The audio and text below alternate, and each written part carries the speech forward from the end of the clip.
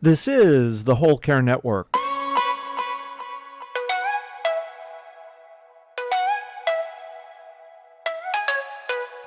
Helping you tell your story one podcast at a time. Content presented in the following podcast is for information purposes only. Views and opinions expressed in this podcast are solely those of the host and guest and may not represent the views and opinions of the Whole Care Network. Always consult with your physician for any medical advice, and always consult with your attorney for any legal advice. And thank you for listening to the Whole Care Network.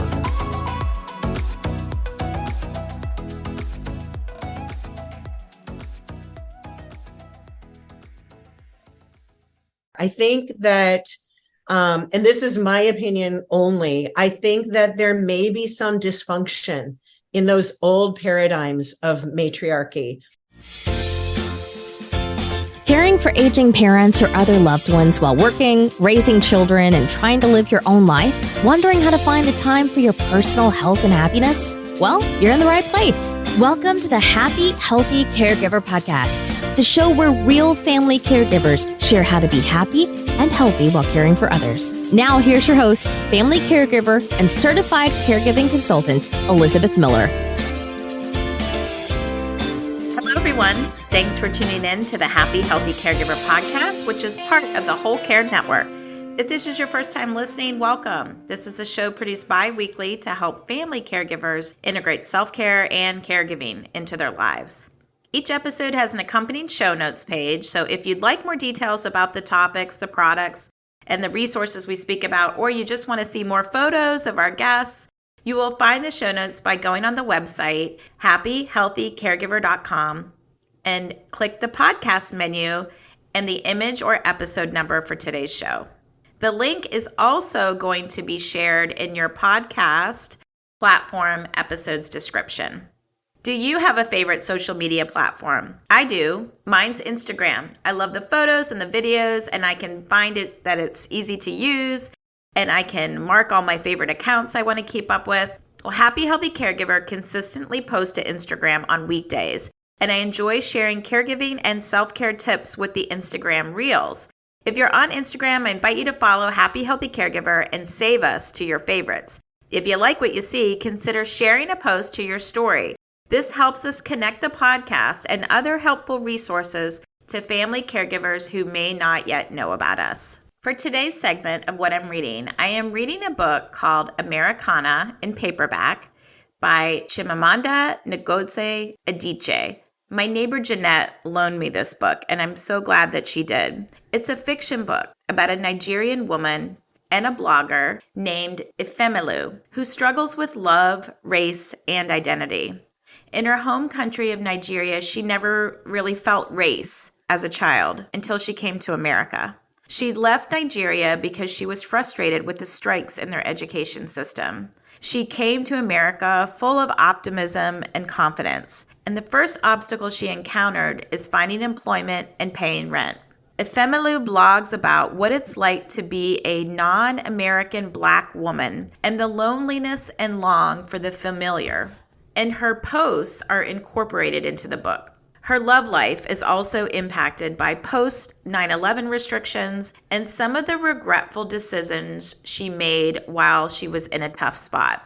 It actually reads kind of like a memoir, and I'm almost even wondering how much of the author's life is woven into the pages. I'm halfway into this, so I can't give you a star rating yet. I can tell you, however, that I want to pick the book up and read it, and it's making me question some of my unconscious bias. Episode's favorite thing. This is going to be a little unusual, but I am going to share my passion about lazy Susans. I don't know who came up with this name, by the way. My sister Susan is anything but lazy, but I do love this organizational tool that helps us keep all of our objects tidy. I use them in my pantry corners, my spice cabinet, my refrigerator, under my sinks. They are just the best use of functional space. I like the clear ones in certain spots so I can see what they're holding, like in the refrigerator and under the sink. And I use the ones without the sides for my oil and vinegar jars and also my spices. I'm tempted every time I see a Lazy Susan to just think about what else I could use one for. I'm going to link to these packs that I have bought on Amazon where they come with 2 different sizes together of both the clear and the non-skid ones that I use. So let me know if you also share this passion about Lazy Susans. Before we get into today's Caregiver Spotlight episode, I want to first shine a light on our episode sponsor, My Data Diary. If you were contacted in an emergency, would you be scrambling to find or get the information you need? Happy Healthy Caregivers partner My Data Diary can help you. Their affordable digital family information management software gives you one place for everything. This easy-to-use solution is your family's vault for all the essential documents that you're going to need at your fingertips and that you might need to share with others on your care team. My Data Diary Plus stores all your family's basic personal, legal, and health information for every stage of life. And the tool captures detailed information such as your list of passwords, instructions to get into the parents' house, titles to cars, important contact numbers, and information to help you celebrate a life. Good news too, you can receive 15% off the $50 one-time price per household by visiting mydatadiary.com and using the discount code Happy Healthy. Let's meet today's caregiver in the spotlight, Lynn Abaté-Johnson. Lynn Abaté-Johnson understands the typhoon of emotions and responsibilities that come with caring for a loved one. For over 6 years, Lynn was the primary caregiver for her mom. Lynn says she discovered how to blossom through and after caregiving rather than let it drown her. Now she helps other family caregivers by giving them the emotional and logistical support they need. In this episode, Lynn and I chat about grief relief, matriarchy expectations, unexpected respite, and online journals to help streamline communication surrounding a health journey. Enjoy the show. Hi, Lynn. Welcome to the Happy Healthy Caregiver podcast. Thank you, Elizabeth. I really appreciate that you're having me here today. I'm excited to chat with you. Before we get kicked off here, we like to kind of start things off on a positive note with some stuff that I've collected over the years that has spoken to me, and I'd love to get your thoughts on this, Lynn. It says, and this is from the Happy Healthy Caregiver jar. It says, difficult roads often lead to beautiful destinations. So true. I love that. It's not all bad, right? It's not all bad. And I think that's part of our journey as caregivers to be more, I was just talking to my coach about this, to be open to those lessons. And I think that the more kind of trauma and drama that happens in our world, in our lives, the more we start to realize really what's important and how to focus on those morsels, those gems of beauty. Well said. Well said.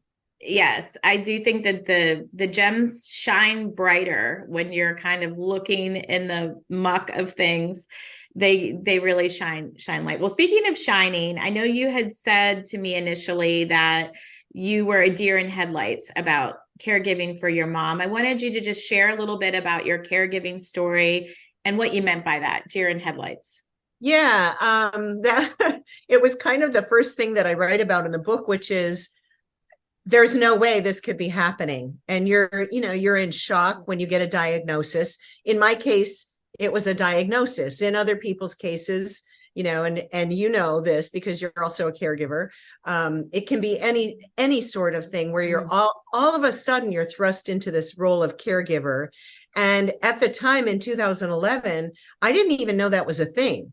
I didn't know that there was such a, and now it's almost like an industry, right? The care economy and the caregiving industry. And there's so many more resources today. But back then, I was a deer in the headlights. I had no idea what to do first, second, third, and how to prioritize what would be best for my mom. I mean, I knew my mom pretty well, and I just didn't know how to help her the best way possible, especially at the beginning. What was mom's diagnosis? She had ovarian cancer, stage 3C ovarian cancer. And it turned out she was a BRCA2 genetic carrier. She carried that BRCA2 gene. And it was interesting because with those statistics, for any of your listeners who have dealt with this genetic mutation, BRCA2 normally, if it's going to what they call express, it'll express in your mid 40s as 86%, I believe the statistic was 86% chance of breast cancer by the time you're 46, 47, if you have that genetic mutation. Ovarian cancer is a little bit less, but still a big percentage. Even men can develop like prostate cancer if they're carrying that genetic mutation. So it was really fascinating because my mom, led a really healthy lifestyle and everything. She was not diagnosed until she was 74. What you were working while you were caregiving. Yes. You said, you were deer in the headlights. You didn't know that you were called a caregiver, but what systems and organizational tips would you share with a working caregiver who's listening that you now know about? Well, that just saved my life, being a systems and structures person and having my mom also be a systems and structures person. I often joke and say that we built a business around her cancer diagnosis. So there were charts, there were lists, and so many different tools. And I offer them in the book and on my website to other family caregivers who may want to tap into some of the organizational structures that we created to make the everyday, day in and day out, minute by minute tasks a little bit easier to navigate, because we were already in our heads, in our emotions and freaking out. And so that was one of the first things that we did is we said, okay, what systems do we need to keep track of all of this, the information, the details, the doctors' names, addresses, and phone numbers, the lab results, all the tests, the surgeries. Yes. And so it really made it important for us to organize and systematize our existence. And that went on for, the whole 6 years. So it was really valuable that we did that at the beginning, and it seemed very natural. And yes, I was working full-time. So I was doing my job full-time in Silicon Valley.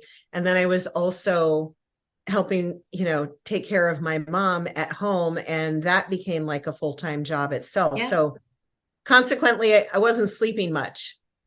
You do have to be organized. I call that like practical self-care, frankly, because that is going to give you peace of mind, and it's going to energize you when you know that you have some kind of reliable, repeatable, scalable system. I'm an IT person in my professional life, and that's what I did, is try to help, technology help streamline what people were doing in their everyday jobs so that it could be repeatable and reliable.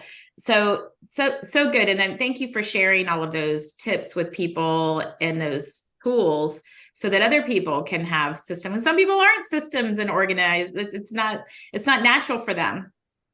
Exactly. And that's why I wrote the book. I really feel compelled to serve other family caregivers at whatever stage of the journey they're on. I do a lot of public speaking, and I have people come in who say they're just at the beginning of their journey, and that encourages me, because I know that if nothing else, they can learn from my mistakes. Yes, if they can be proactive about getting the information, that is only going to help them. It's so much easier if you know kind of what your tool base is and where your resources are and which ones you can tap into. Other than kind of keeping yourself organized, were there other support resources and things that were helpful for you? Yes. One of the most important pieces, especially from the very beginning of this journey with my mom, was communication. Now, I'm from a really big ethnic family. My mom has a huge family back in Michigan. We're in California. And so everybody was also freaking out that my mom had a cancer diagnosis. And so they wanted to know every detail, every minute of every day. And there was no way that I was going to be able to disseminate the kind of information that they wanted. So we heard about this website, which I know that you know about, and I love it. I don't know where we would have been without it. caringbridge.org.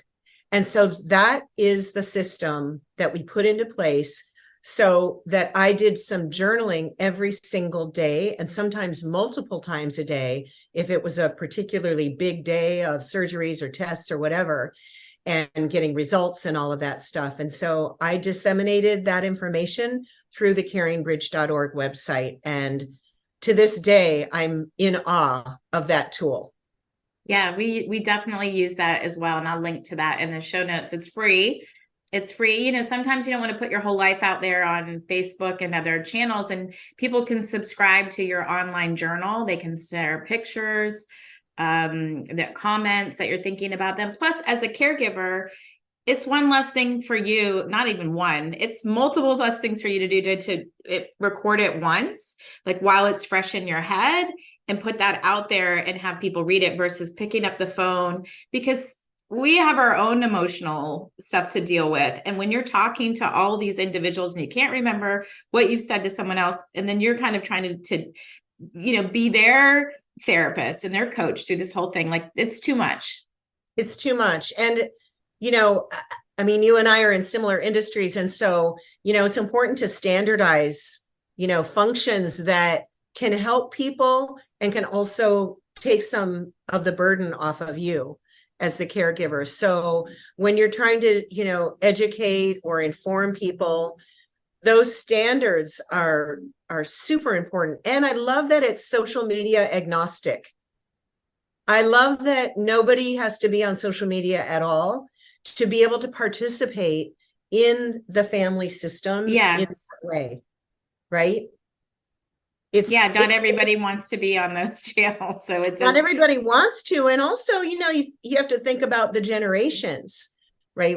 We're dealing with generations of people and relatives, family members who they're not even on social media, but they could log into a website. In fact, you mentioned Caring Bridge is free, and we had several family members and friends who donated because that's how they exist, on donations. And yes, people were so grateful that they had that tool, and where I was writing in the journal, and also I was bringing some humor to the situation.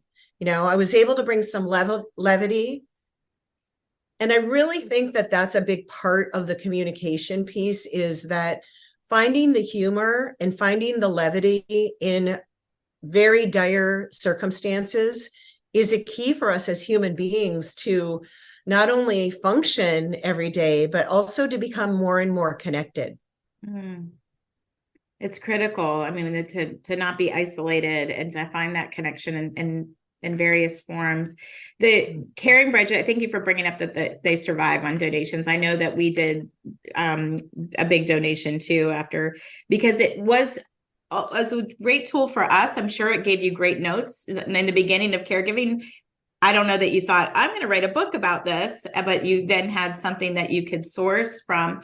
And as the care recipient, like, it was really beneficial for those folks too, to kind of hear what people were saying, look at old pictures that were posted. So it's really a win-win-win tool for everybody involved, frankly. It is. Yeah. Nice. Yeah. And this is not a sponsored Caring Bridge episode, but we just share the tips. Yeah, we share the tips. Yeah, we share the tips that really have worked, because caregivers are the experts on all the things that are related to caregiving. Yeah. Lynn, I appreciate that you're vulnerable and authentic about stuff. And you had shared too that you thought you were literally going to die after your mom passed, and yet you did find some relief in her passing. And I think this grief relief, we call it, is a very difficult emotion for family caregivers to vocalize. Tell us about some of that relief, that grief relief that you experienced. Yeah, it's a really important thing for us to talk about.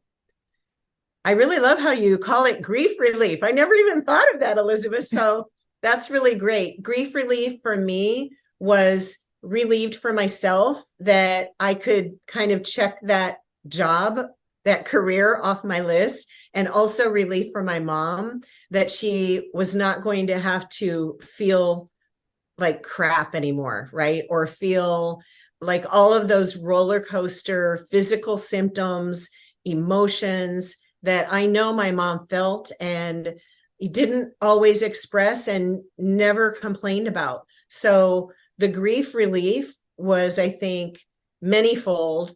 And I can only speak for myself when I say that I did feel guilty after she died because I felt relieved. Yeah, I mean, how did you process that though? Like what, because I think that's normal. We feel guilty about a lot of things, and we feel shame about some of that. Yeah.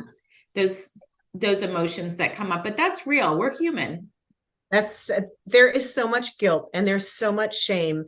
And another reason why I wrote the book, not just to share great resources that people can take and use, but also to express these things that a lot of us don't like to talk about, or we don't exactly have the words for.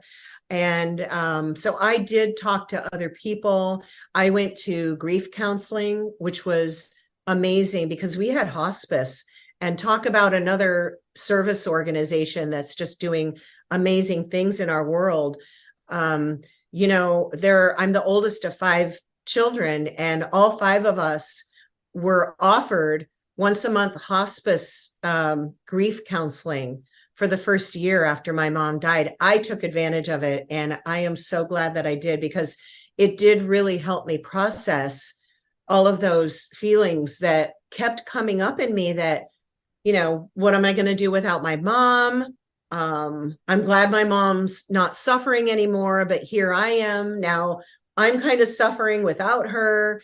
And, so all of those things I was able to work through in the grief counseling. So I highly, highly recommend any chance any of your listeners can get to go through, even if it's much later.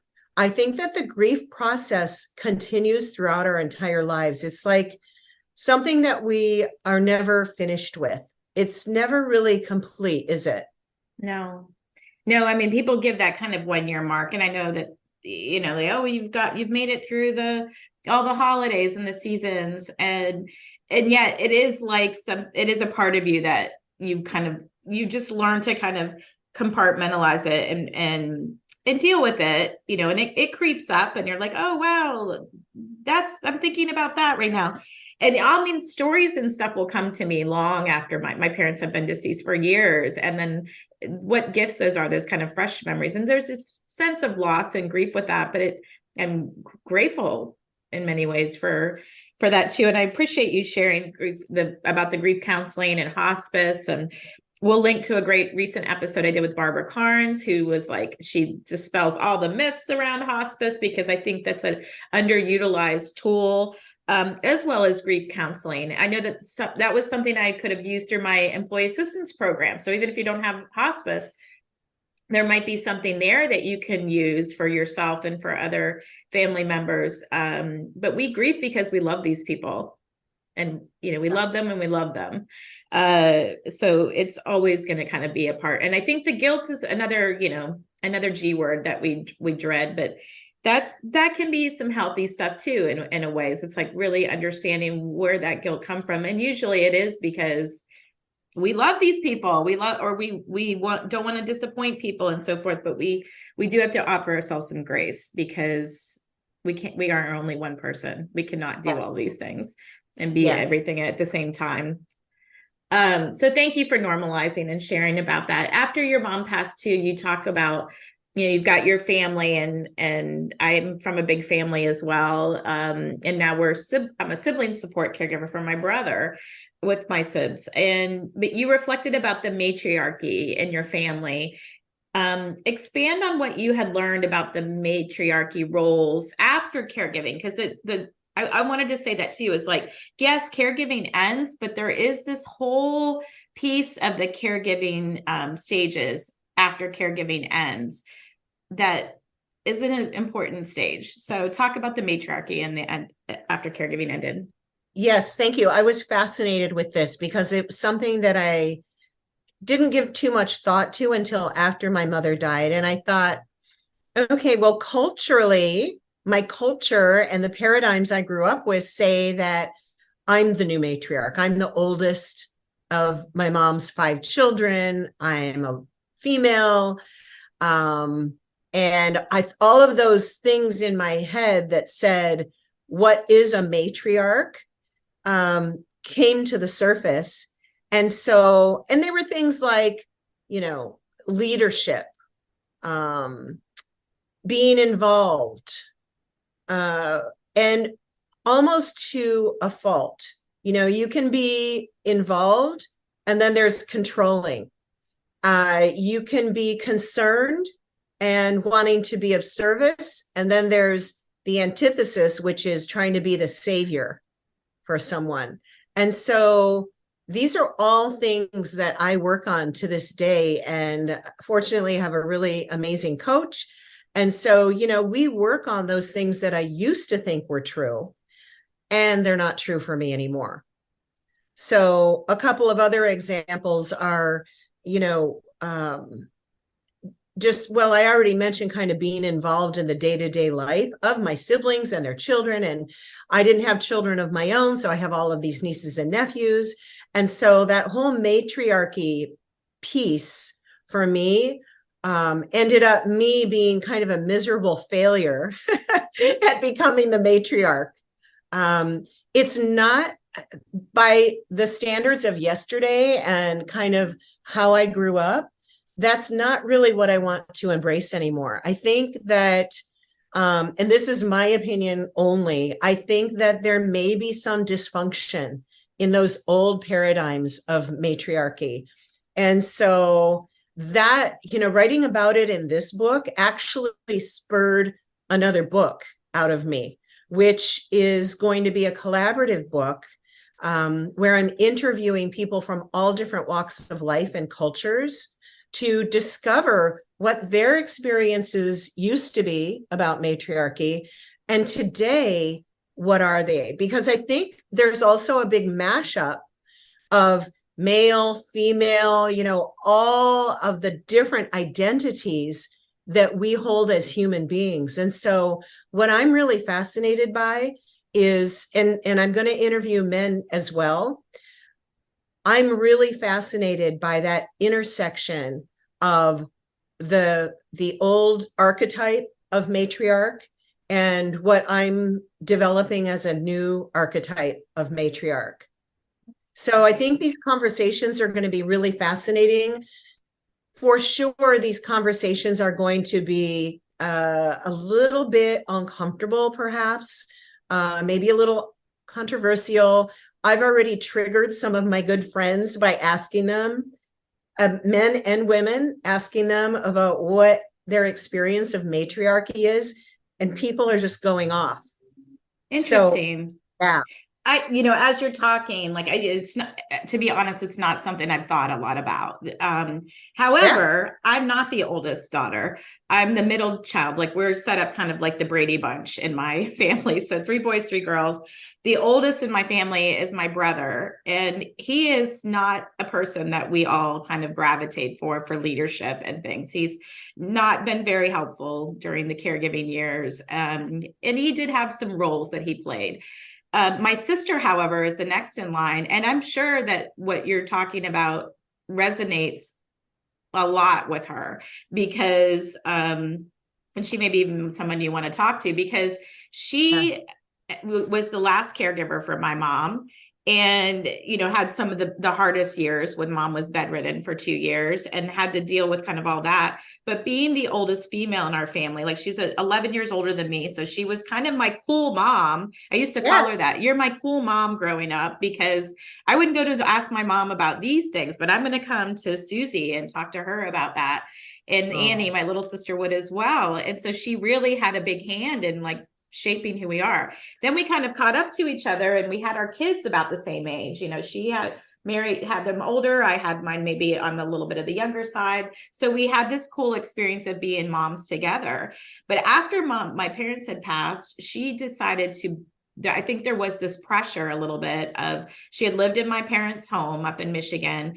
And, I live in Georgia. We're kind of all spread out. Couldn't have her, couldn't help with a lot of that. So she bought the house, but I'm sure that felt to her. I know that she feels this pressure and we've talked about it, I'm like, you change this house, like change it, do what you need to do. Don't feel like you even need to stay here. Like she feels like, this pressure of like keeping this legacy going of this beautiful place that we all enjoy at the lake. But I try to reassure her and say, yes, we will miss this place if this is, not in the cards for you to keep it, but we can rent something and, make memories somewhere. But I'm sure she's got a lot of that stuff tied up in that pressure for the holidays. I'm thinking about, that and keeping kind of that going, and like the extended family. It's like, oh, geez.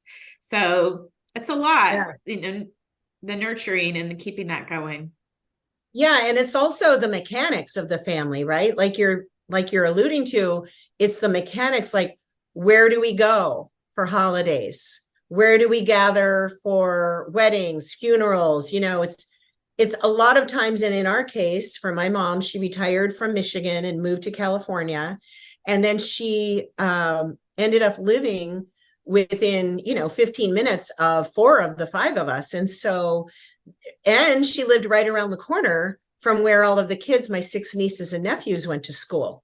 So that's where they went after school. They walked to her house. She sliced up oranges for them to have snacks after school. And, it was all of that kind of logistical, natural gathering that we do as families. And then when the apple cart gets upset, right, somebody dies who was that critical person in the family, then, really it can cause some chaos, right? And yes, more shame, more guilt, more wondering if I'm doing the right thing, more kind of introspection. And, for me, it's been this whole leadership journey and transformational journey through the caregiving and the grief process. And now really talking about it a lot more in ways that I never even thought about it or talked about it before. Like you said, kind of didn't, depending on your birth order, you're not really think about some of these things. No, although I'm thinking about it more after I'm talking to you. Like I'm even thinking, like I'm the matriarch-ish role in Atlanta. Like it's just brothers down here. So who hosts all the holidays, who does all that is me. And I'll tell you, I'm not a fabulous cook. So like I've had to kind of set boundaries and be like, look, you guys just bring something, or we're going to just, one of my phrases is like, they'll eat whatever you put in front of them. So like, I watched my mom kind of kill herself in the kitchen growing up. And I was like, I don't want to do that. But there have been times too, where it's like, I don't want to host that this year. Let's plan a trip. Let's just get away from here so that people can figure out for themselves, like what they're going to do for these, occasions. But there is some like expectations for sure. There are expectations. And here's the thing about expectations that I've discovered, Elizabeth, they're heavy. They have us carrying a lot of weight that is really not necessarily ours to carry. And so one of my mantras from my years, in writing the book and now after the book is, my mantra is, it's not mine to carry. No. And do you know that actually manifested itself in my physical body? Like, oh, I'm sure.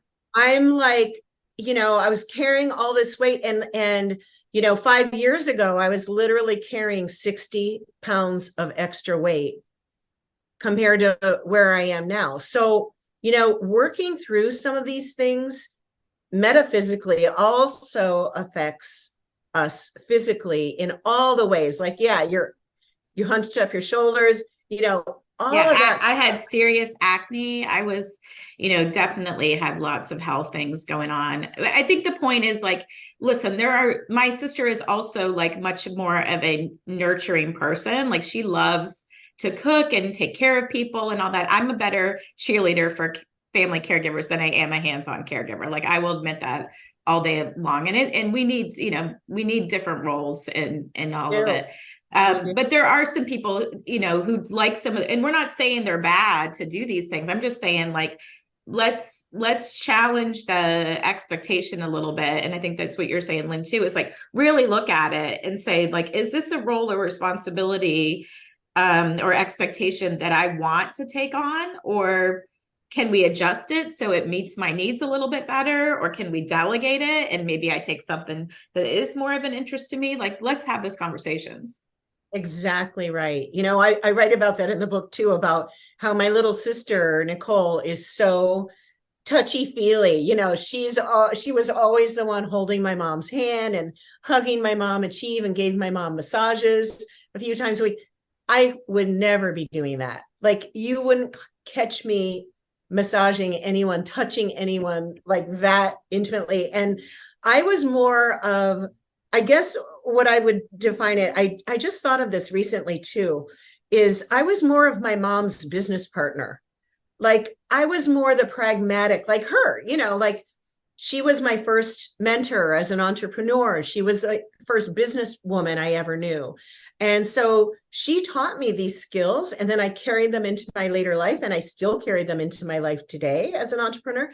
And I was not that touchy-feely. And, I just couldn't, that's just not my personality. And so it was great that we all kind of, like you said, we understand our roles, we understand our gifts, our talents, our skills, and who understands them better than a mother? My mother understood all 5 of our skill sets. Yes.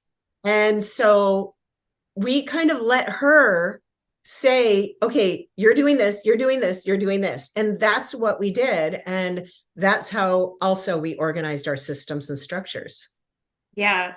To have the conversations about, I think that's where the friction happens, is when you don't kind of talk about it. And there are some, I can share a link to some of the family and caregiving responsibility worksheets that might be good for folks who are just kind of feeling they're frustrated, resentful, and listen, we're here to tell you, you're going to get the same thing you're going to get unless something kind of disrupts the apple cart, to your point. And that is to have these courageous conversations and say, I know we were doing it this way for a while, but this isn't working for me. So can we kind of come to the table, put our heads together, and find something that's going to be successful for all of us that are involved? Yeah. 100%, 100%. Yes, it doesn't get better just by keeping up with it and saying, "Oh my gosh, this is life. Oh well. Oh me. Oh my. Oh well." Like, no. No. And I learned that it doesn't work to compartmentalize either. It's such a male trait, like compartmentalizing, like shutting off your emotions and just like going through it. Well, I did that. I did that to the detriment of my nervous system.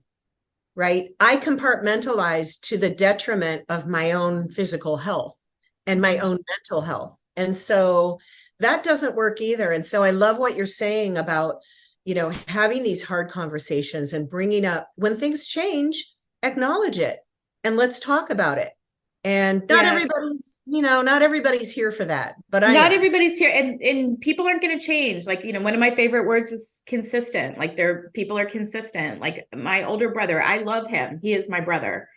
Mm-hmm. This is not a strength, is helping out with other family members. He is in his own world doing his things. And, yep. Did we enable it? Like, sometimes I look back and I'm like, did we enable my brother to kind of like allow him to kind of check out and not be a part of it? But it was maybe, but in some ways it was just easier. He was just like, anytime we kind of tried to force it upon him, everything was so much more miserable and painful that we were like, just go, So finally, I think there does have to be this part in family dynamics sometimes where you're just going to accept that this is who this person is and they are consistent, and okay, move on. Let's find the other people who are willing to kind of pitch in and make this work. Yes. Is it, could I get mad about it? Like, yes, he's the oldest. He should totally like be helping and taking the reins. I could, but that's not going to help anything. Yes. That acceptance. And also what I've been learning over the years is trusting myself more and trusting others, trusting that others are adults, they're whole adults.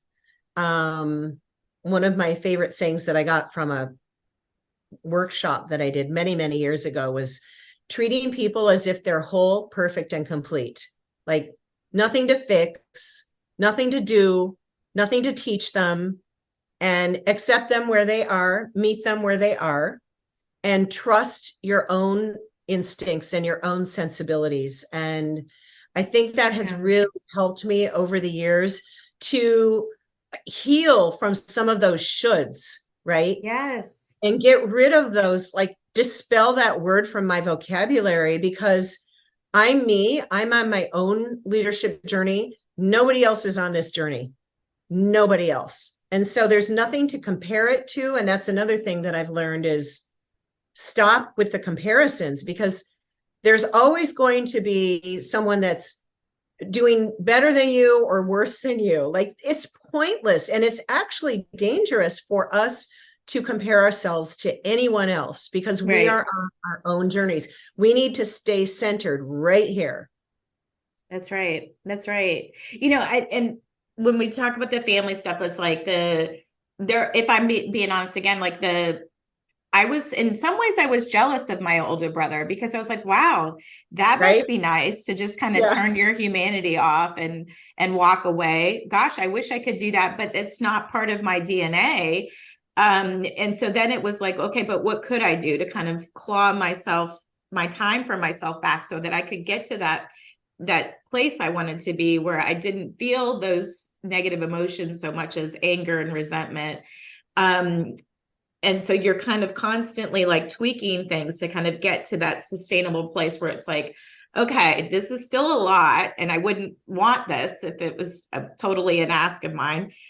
But we've got a good team here. And I think that's kind of where my family got to be, where we look back and we're like, okay, that sucked, but we did pretty good. We came out okay, you know? Yeah, you bring up a beautiful, beautiful point, Elizabeth. And that is that, and my sister Nicole and I are realizing this more and more as we get older, that there's the family that we were born into, and then there's also the family that we choose. I call it framily, F-R-A-M-I-L-Y, framily, like friends and family. And so these are, other brothers and sisters that we've adopted, right? That we love and that love us and that see us, and they are able to see us and meet us where we are.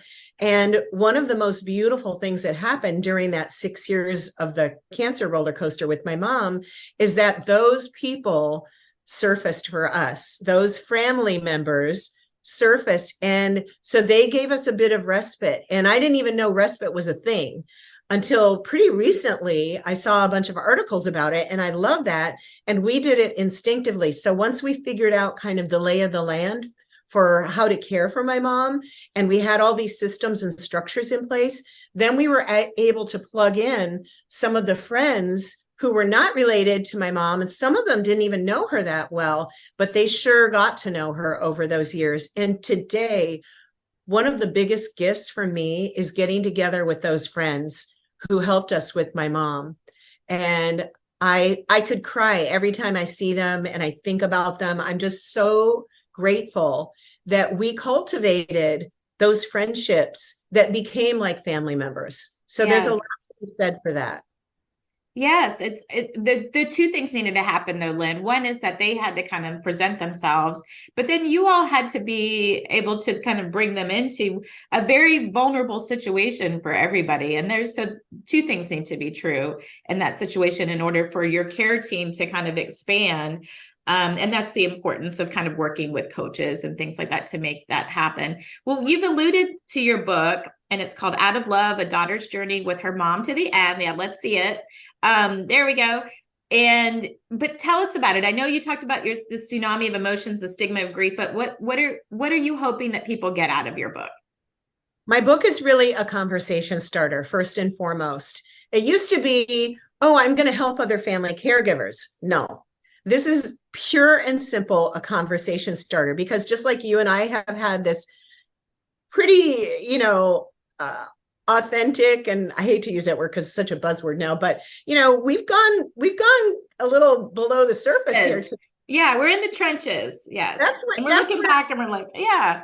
I know that's where I think the value is for us as human beings to get more connected, to stay more connected, to be in community together. I've been watching you for a while. I love the work that you are up to. And I think all necessary. Like our world needs each of us. There's a saying that I have. It takes each of us to make a difference for all of us.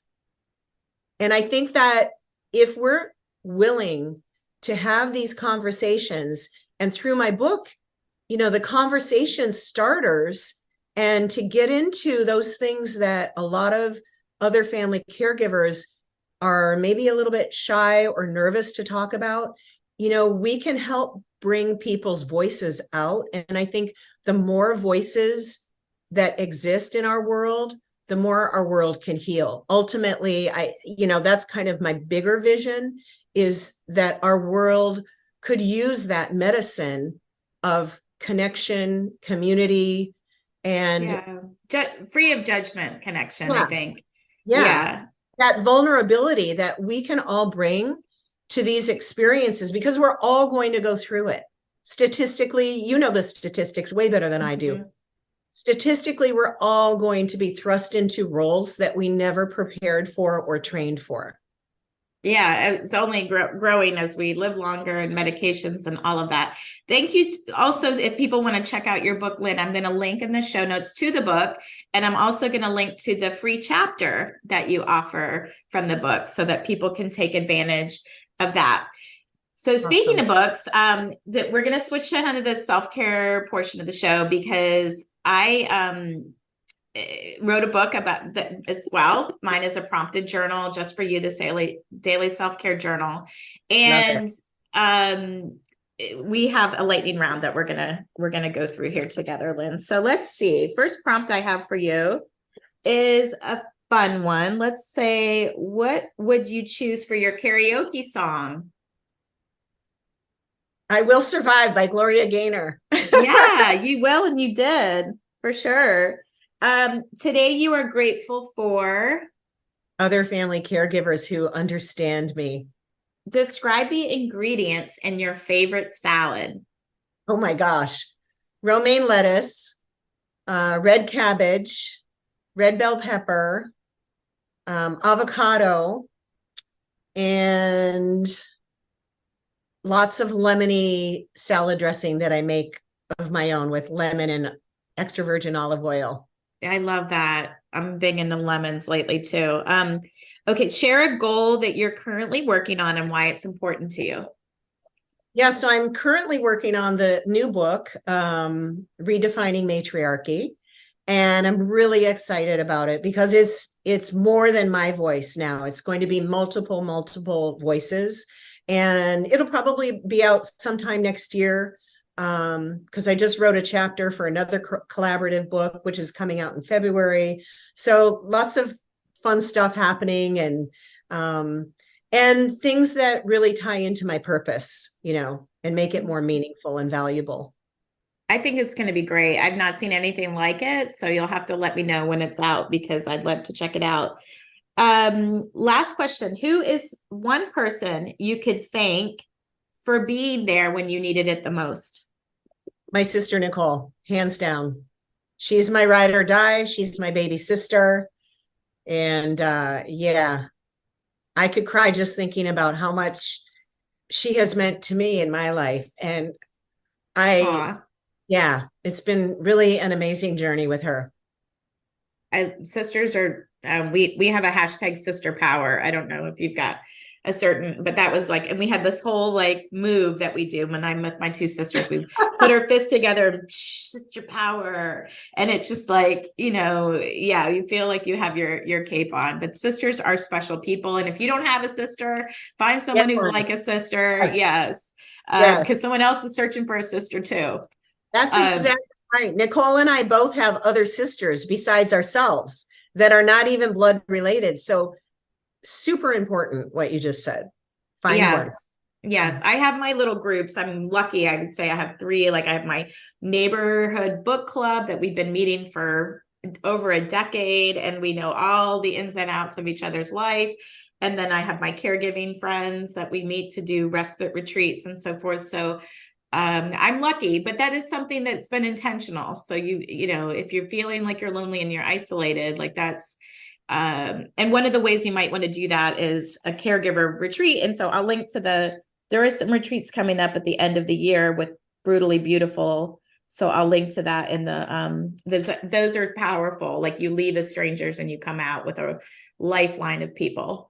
I forgot you mentioned a tip to me, another self-care tip before we wrap up, which was that you had a funny story for us and a practical self-care tip about death certificates.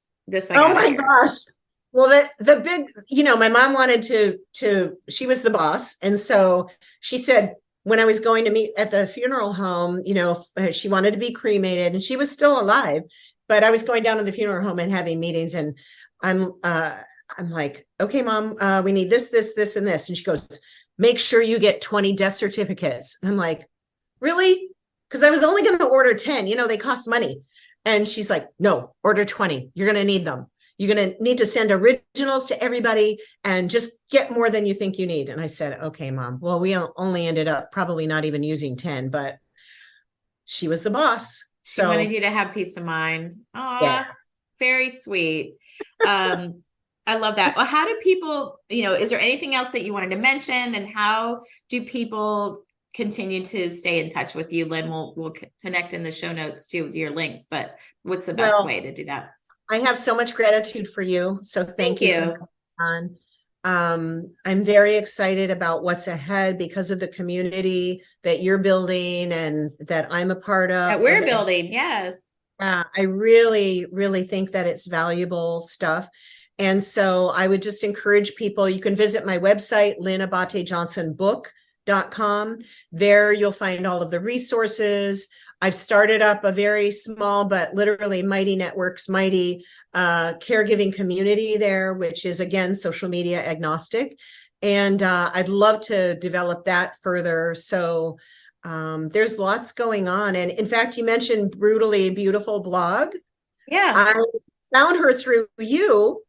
And now I'm sharing her blog posts and I love her. So yes, so Heather, we'll link to her stuff. Heather Zocali is a dear friend of mine. And she puts it all out there. It's raw, and she loves to share about that there is beautiful in the brutal.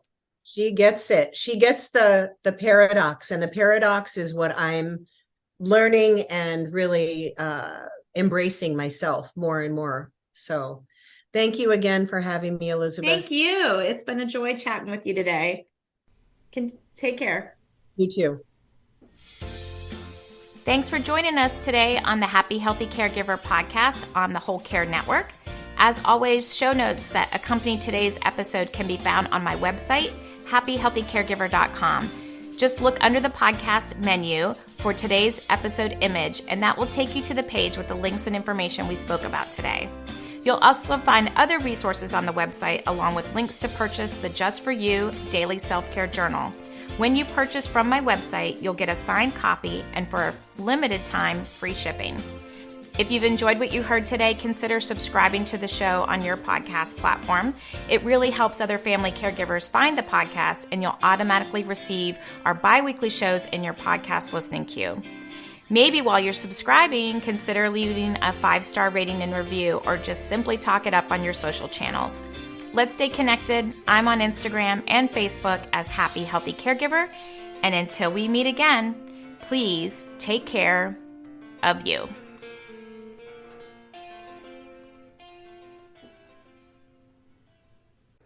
This is the Whole Care Network.